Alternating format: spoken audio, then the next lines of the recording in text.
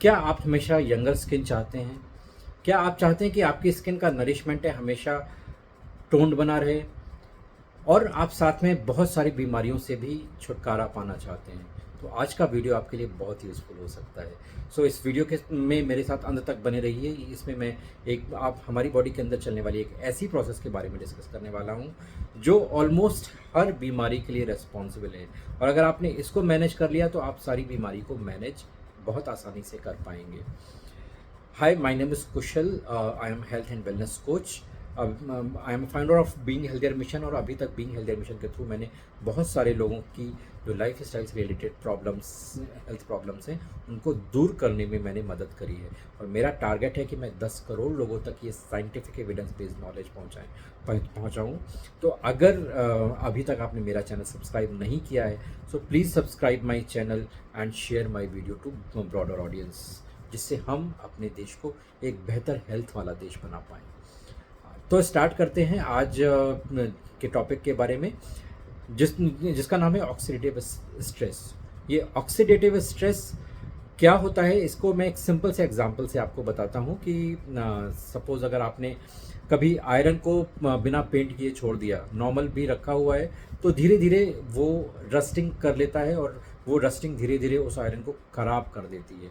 इसी तरह से अगर आप एप्पल को कट करके रख देते हैं तो धीरे धीरे वो पहले पीला पड़ता है, फिर काला पड़ जाता है। वो क्या होता है, ये भी ऑक्सीडेटिव स्ट्रेस की वजह से होता है। उसके जो आउटर सरफेस के जो एलिमेंट हैं, वो उसने ऑक्सीजन के साथ में रिएक्ट किया और जिसकी वजह से वो रिएक्शन उस पूरे एलिमेंट को डिस्ट्रॉय कर देता है, सड़ा देता है। इसी तरह की प्रोसेस हमारी बॉडी के अंदर भी होती है। हमारी बॉडी के अंदर ऑक्सीडेटिव स्ट्रेस होता है, जिसको हम जनरल लैंग्वेज में इन्फ्लेमेशन भी बोलते हैं। तो इन्फ्लेमेशन दो तरीके का होता है। पहली चीज़ कि इन्फ्लेमेशन ख़राब नहीं है, इन्फ्लेमेशन हमारी बॉडी की ज़रूरत है। लेकिन इन्फ्लेमेशन भी दो तरीके का होता है। पहला है एक्यूट इन्फ्लेमेशन।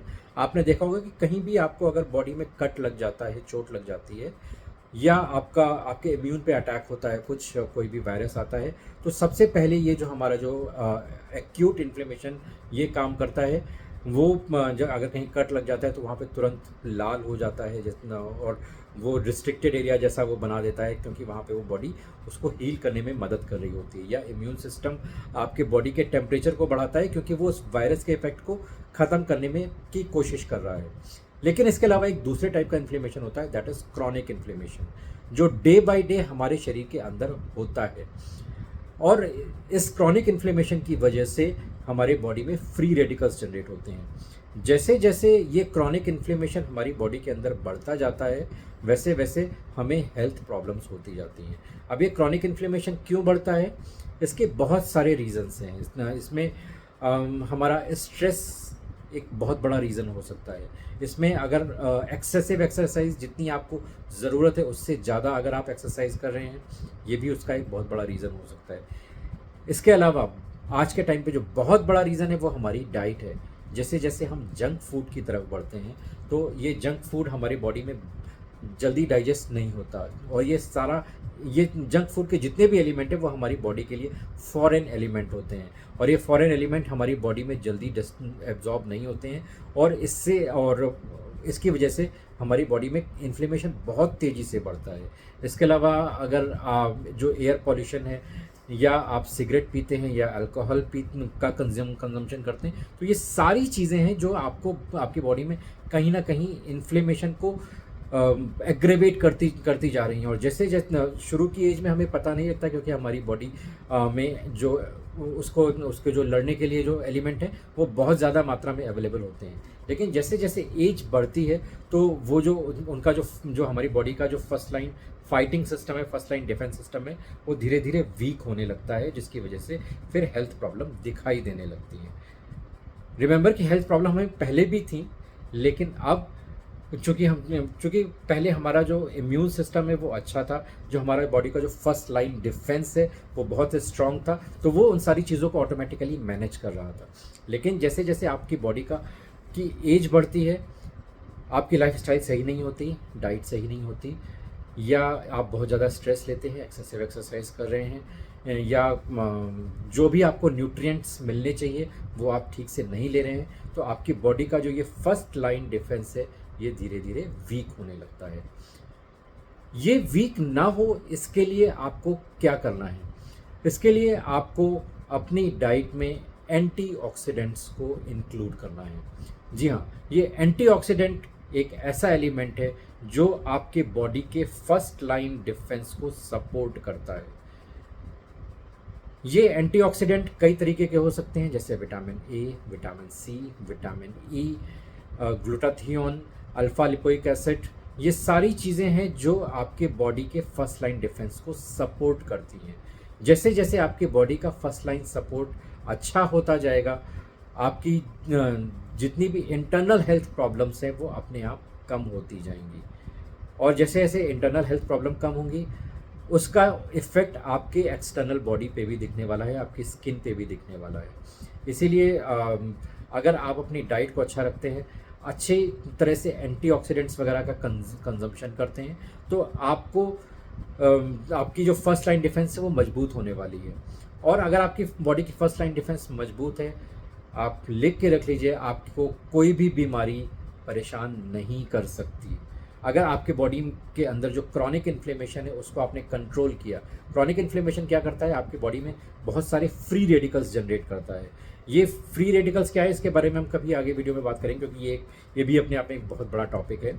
तो फ्री रेडिकल्स जैसे जैसे आपकी बॉडी में जनरेट होते हैं, वो फ्री रेडिकल्स आपके अनहेल्दी सेल्स होते हैं, वो अनहेल्दी सेल्स हेल्दी सेल्स को भी अटैक करते हैं, और जिसकी वजह से आपके जो ज़्यादा फ्री रेडिकल्स क्रिएट होते हैं। जैसे जैसे आपकी बॉडी में फ्री रेडिकल्स बढ़ते जाएंगे, आपके बॉडी में प्रॉब्लम्स बढ़ती जाएंगी। इन फ्री रेडिकल्स को न्यूट्रलाइज करने के लिए आपको एंटीऑक्सीडेंट्स की ज़रूरत होती है।